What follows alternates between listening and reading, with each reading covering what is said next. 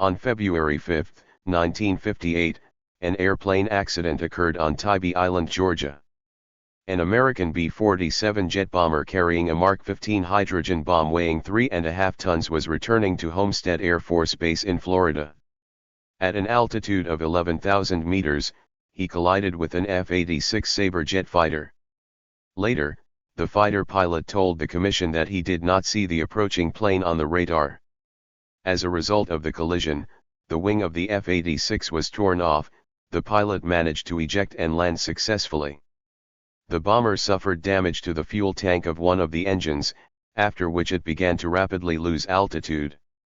Commander Howard Richardson, in order to save the crew and ensure safety during an emergency landing in emergency conditions, decides to drop a hydrogen bomb. Having dropped to an altitude of 2,000 meters, the bomber released a hydrogen bomb, which fell into a shallow bay, after which the pilot managed to land the bomber safely at the nearby Hunter Air Force Base. The next day, explosive ordnance disposal teams and 100 Navy personnel were dispatched to the suspected bomb site. Search work continued until April 16, after which the military stated that the search was unsuccessful. According to their assumption, the hydrogen bomb, having fallen into the bay, got stuck under a 4-meter layer of silt. There is conflicting information regarding the bomb itself. The U.S. Air Force released an official report stating that the bomb contained 180 kilograms of explosives and a certain amount of uranium, but did not contain a nuclear capsule that would start a chain reaction.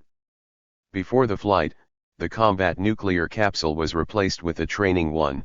This follows from the document signed by the bomber commander before departure.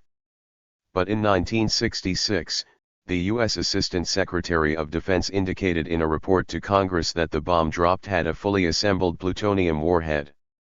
The Assistant Secretary of Defense's report was declassified in 1994. The Mark 15 hydrogen bomb has not yet been found. 3 years later, a serious emergency occurred over North Carolina. The B-52 Intercontinental Strategic Bomber, carrying 2 Mark 39 nuclear bombs, collapsed in the air. On January 23, the bomber was supposed to refuel in the air. An air tanker approaching the B-52 noticed that it had a fuel leak in the area of the right wing, which it immediately reported to the crew. Next, the pilot gave the order to cancel the refueling and head to the ocean coast to the holding area to use up the remaining fuel before an emergency landing.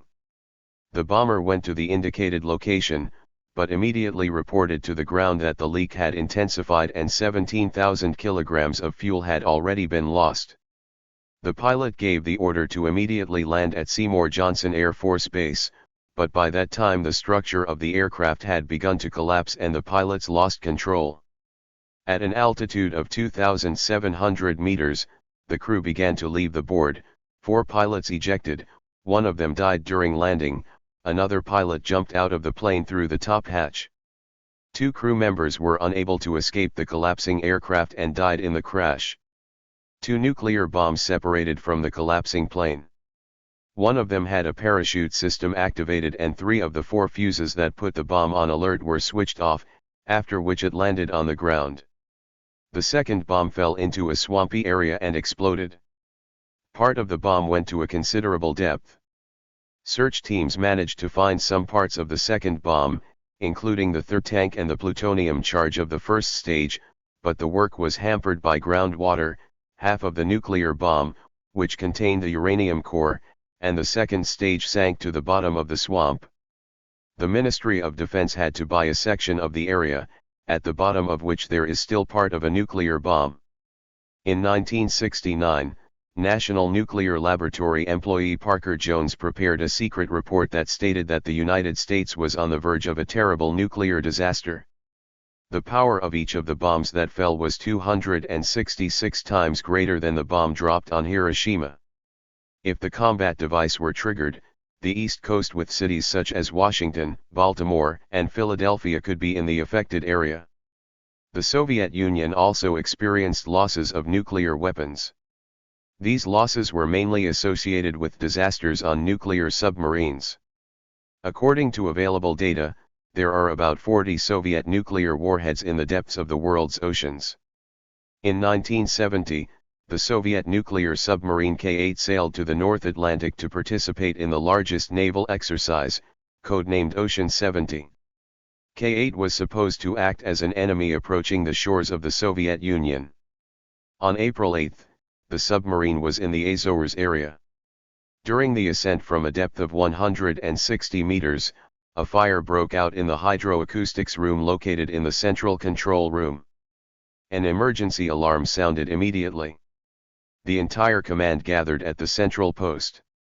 A few minutes later, a message was received that the air regeneration units were burning in the 7th compartment.